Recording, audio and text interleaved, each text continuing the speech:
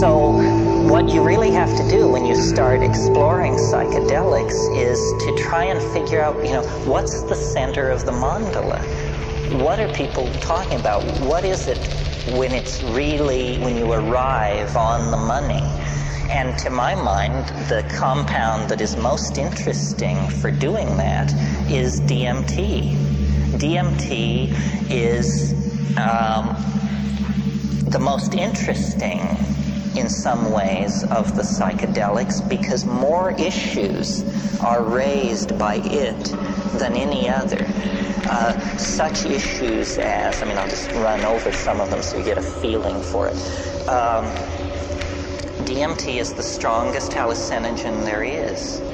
If it's possible to get more loaded than that, I don't want to know about it.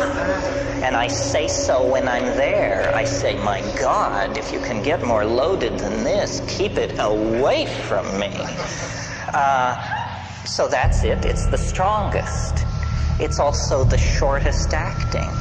DMT, when smoked, in most people, return you to normal in under 10 minutes. Under 10 minutes. Now, this is interesting because people who think there's nothing to this, who should actually invest the 10 minutes to find out what's, a 10-minute DMT trip is worth 20 years of academic pharmacology, art history, psychology, and all this other malarkey. Because then you just say, okay, I got it. Another very interesting thing about DMT is it occurs naturally in the human brain. Well, now what's going on here? He's saying the strongest drug, the fastest drug, is the most natural drug. It means that, you don't have to sail off into 3-hydroxy-4-pyridyl N-methyl marubishtik or something like that to get into the exotic realms. No, a human metabolite, which takes only 10 minutes to undergo its entire exfoliation and quenching, is the strongest of all. Well, then what is it? What does strong mean? What is a strong psychedelic?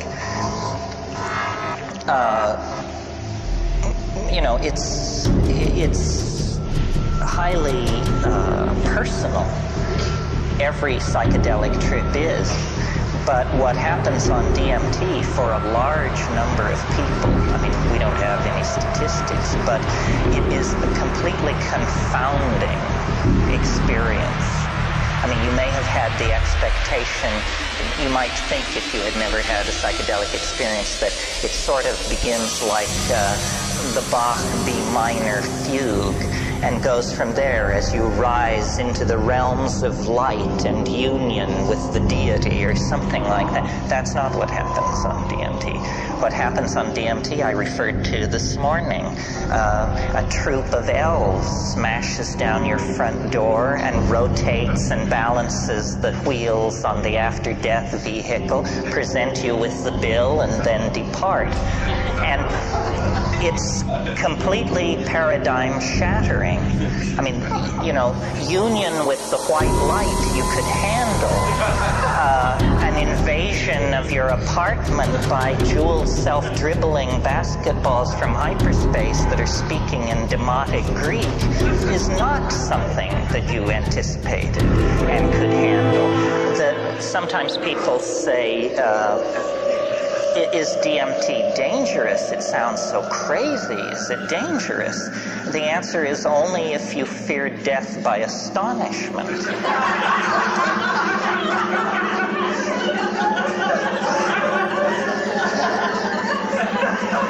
Remember how you laughed when this possibility was raised, and a moment will come that will wipe the smile right off your face.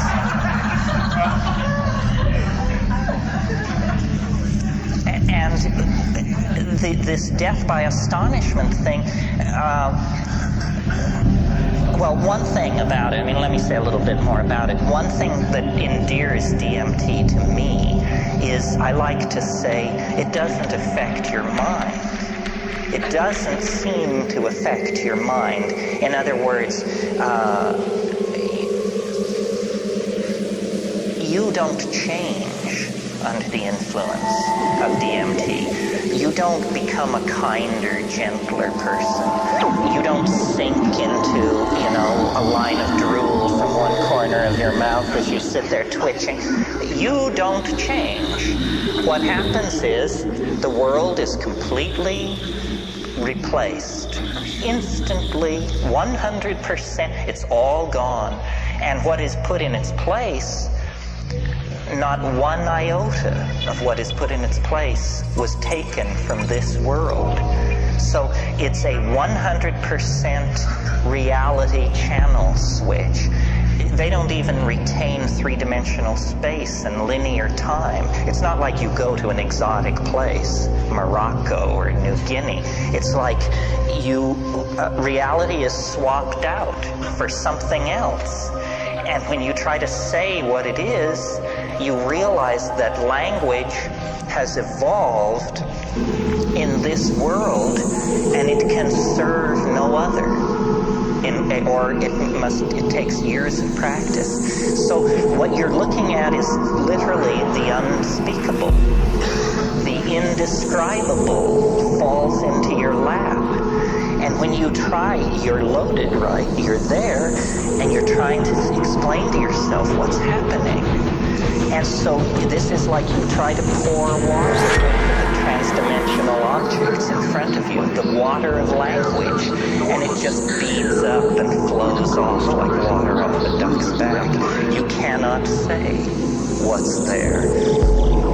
And I've spent, I don't know, 25 years fiddling with this. It's become the compass of my inspiration, trying to say what is on the other side of that boundary. Just 2 large tokes away at any given time is this non-Euclidean, non-Newtonian, irrational, un-Englishable place. But it's not smooth and empty and clear. That's not what gives it its indescribability. What gives it its indescribability is its utter weirdness, its alienness, its power to astonish. What happens to me when I smoke DMT is there's a kind of a going toward it. There's a sequela of events which lead to the antechamber of the mystery. I mean, you take a toke, you feel strange. Your whole body feels odd. You take a second toke, all the oxygen seems to have been pumped out of the room. Everything jumps into clarity. It's that visual acuity thing. You take a third toke if you're able, and then you lay back and you see this thing which looks like a rose or a chrysanthemum, this orange spinning flower-like thing. It takes it about 15 seconds to form, and it's like a membrane. And then you break through it. You break through it, and then you're in this place. And there's an enormous cheer which goes up as you pass through this membrane.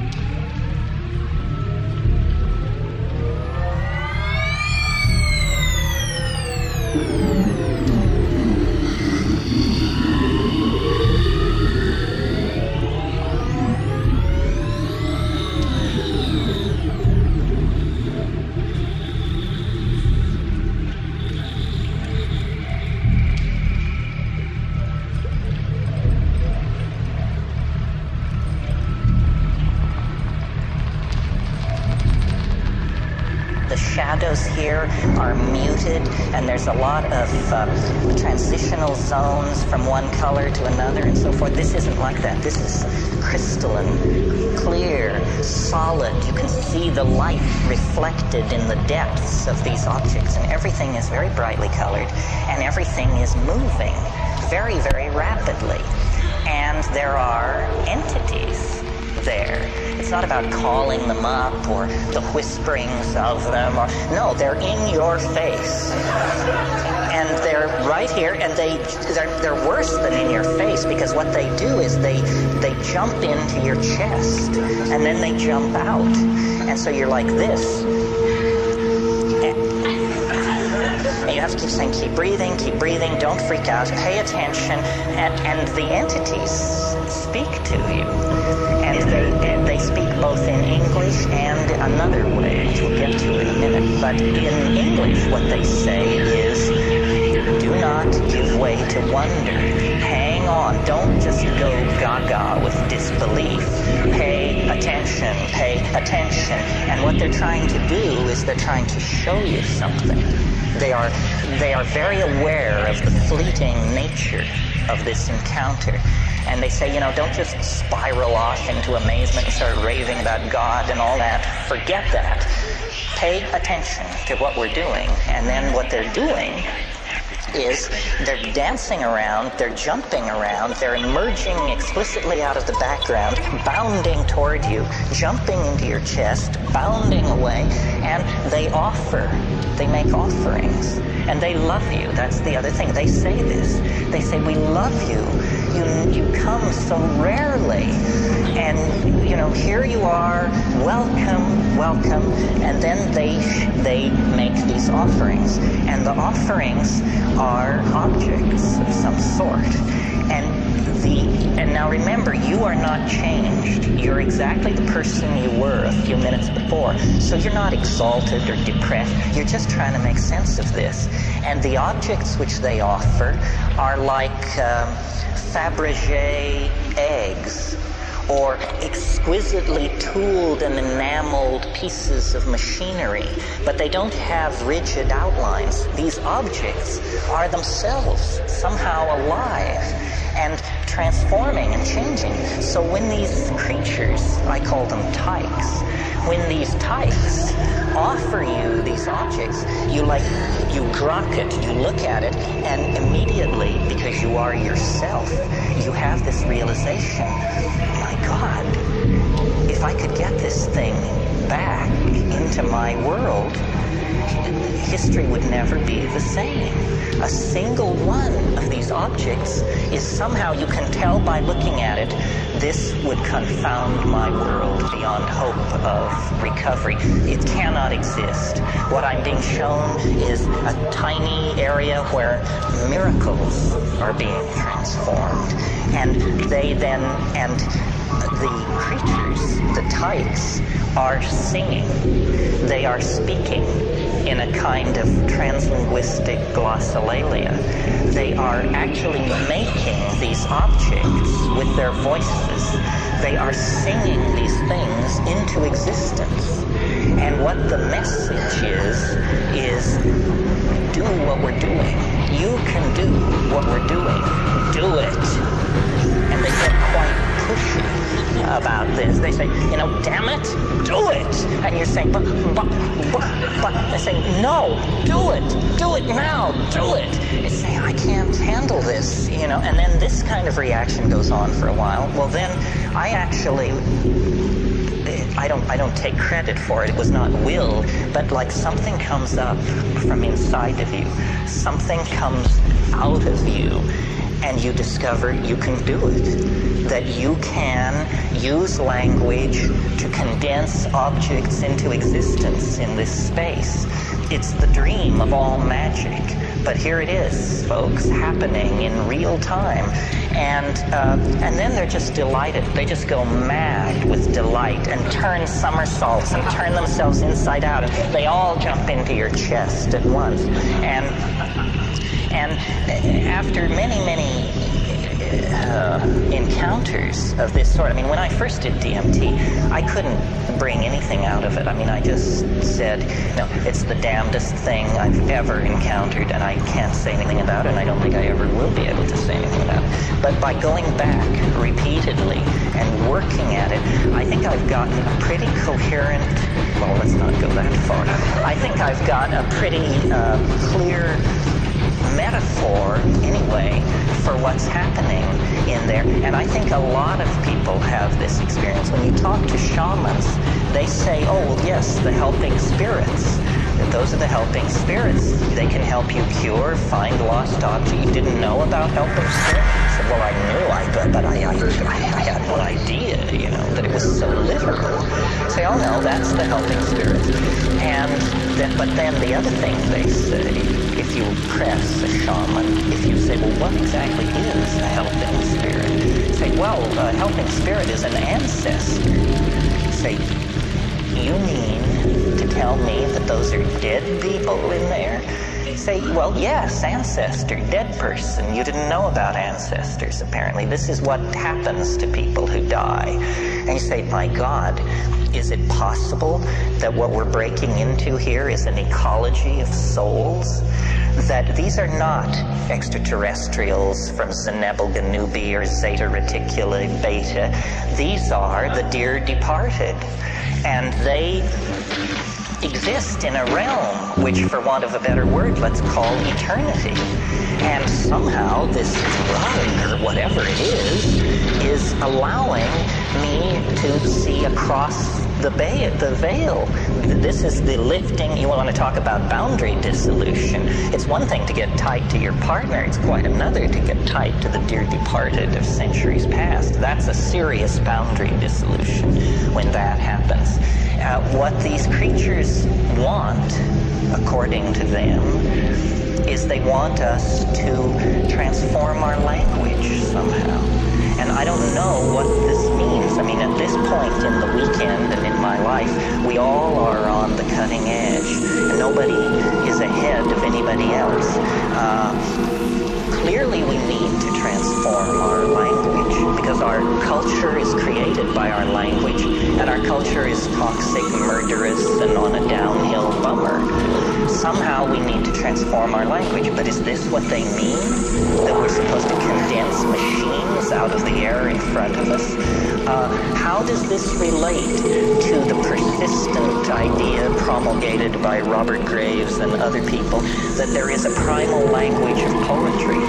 That poetry as we know it is a pale, pale thing, and that at some time in the human past, people were in command of languages which literally compel belief. They compel belief because they don't make an appeal through argument or metaphor. They compel belief because they're able to present themselves as imagery. You know, William Blake said, if the truth can be told so as to be understood, it will be believed. And so these things and it's very confusing, because you wonder, you say, well, have people been doing this for thousands of years?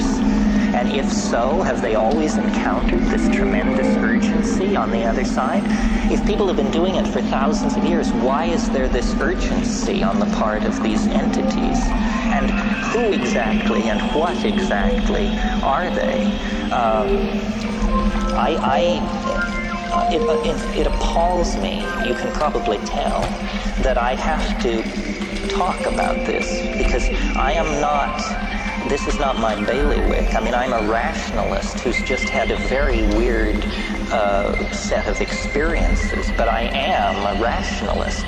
I mean, I have no patience with channeling, you know, the lords of the many rays, the divas, and, you know, there's this whole thing going around about disincarnate intelligence, and it's mostly under the control of fairly, shall we say, non-rigorous thinkers. But I like to think that I am a rigorous thinker, and yet here I am telling you that, you know, elf legions await in hyperspace, one toke away. The difference between my rap and, you know, the Findhorn folks or somebody like that, is that we have an operational method for testing my assertion. We can all smoke DMT, or you can make it your business to now find out about this and see for yourself. And not everybody agrees with me. I mean, some people say there wasn't anything like that. But some people agree, and I think if you get 2 out of 10 agreeing with a rap like this, then you better pay attention.